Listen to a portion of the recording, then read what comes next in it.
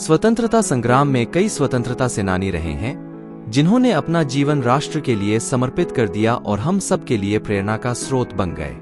उन्हीं स्वतंत्रता सेनानी में से एक नेताजी सुभाष चंद्र बोस भी थे, जिनके विचारों से प्रभावित होकर असंख्य लोगों ने देश के लिए अपना सर्वस्व न्यौछावर कर दिया।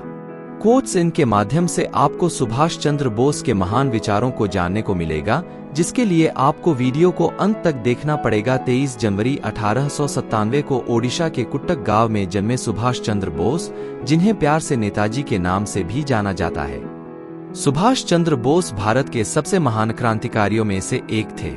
नेताजी ने न केवल भारत की आजादी में महत्वपूर्ण भूमिका निभाई, बल्कि अपने विचारों से लाखों लोगों को भारत की आजादी के लिए लड़ने के लिए प्रेरित किया।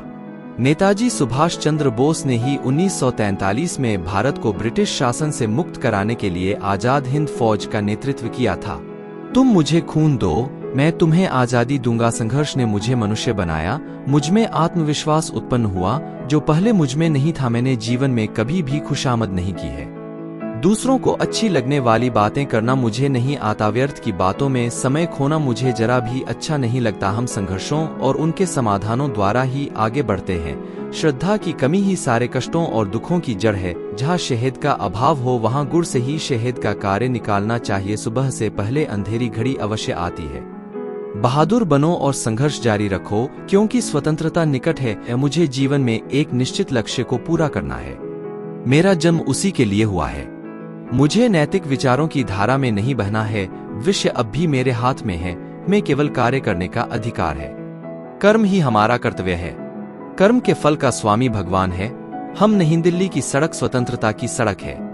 दिल्ली चलो। मुझे यह नहीं मालूम कि स्वतंत्रता के इस युद्ध में हमें से कौन कौन जीवित बचेंगे, परंतु मैं यह जानता हूँ अंत में विजय हमारी ही होगी। शाश्वत नियम याद रखें, यदि आप कुछ पाना चाहते हैं तो आपको कुछ देना होगा। अपने कॉलेज जीवन की देहलीज पर खड़े होकर मुझे अनुभव हुआ, जीवन का कोई अर्थ और उद्देश्य है। इतिहास गवाह है कि कोई भी वास्तविक परिवर्तन चर्चाओं से कभी नहीं हुआ है। हमारा कर्तव्य है कि हम अपनी आजादी के लिए खून बहाएं। आजादी जिसे हम अपने बलिदान और परिश्रम के माध्यम से पाएंगे। हम अपनी ताकत से देश की रक्षा करने में सक्षम होंगे। हमारे पास आज एक इच्छा होनी चाहिए, मरने की इच्छा ताकि भारत जी सके, शहीद होने की इच्छा ताकि स्वतंत्रता के मार्ग को शहीद के खून से पक्का किया जा सके। राष्ट्रवाद मानव जाति के सर्वोच्च आदर्शों से प्रेरित है। वो है सत्यम, सत्य, शिवम, भगवान, सुंदरम, सुंदर। सैनिक जो हमेशा अपने देश के प्रति वफादार रहते हैं, जो हमेशा अपने जीवन बलिदान के लिए तैयार होते हैं, वो अजय हैं। याद रखिए, सबसे बड़ा अपराध अन्याय सहना और गलत के साथ समझौता करना है। उच्च विचारों से कमजोरियां दूर होती हैं।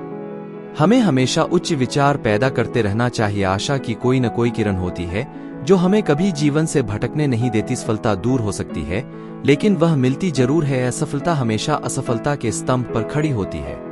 इसीलिए किसी को भी असफलता से घबराना नहीं चाहिए। माँ का प्यार सबसे गहरा और स्वार्थरहित होता है। इसको किसी भी तरह से मापा नहीं जा सकता। अगर जीवन में संघर्ष न रहे, किसी भी भय का सामना न करना पड़े, तो जीवन का आधा स्वाद ही समाप्त हो जाता है। जिसके अंदर सनक नहीं होती, वह कभी महान नहीं बन सकता। सफल होने के लिए आपको अकेले चलना होगा। लोग तो तब आपके साथ आते हैं जब आप सफल हो जाते हैं। आजादी मिलती नहीं, बल्कि इसे छीनना पड़ता है। चरित्र निर्माण ही छात्रों का मुख्य कर्तव्य है। अपनी ताकत पर भरोसा करो।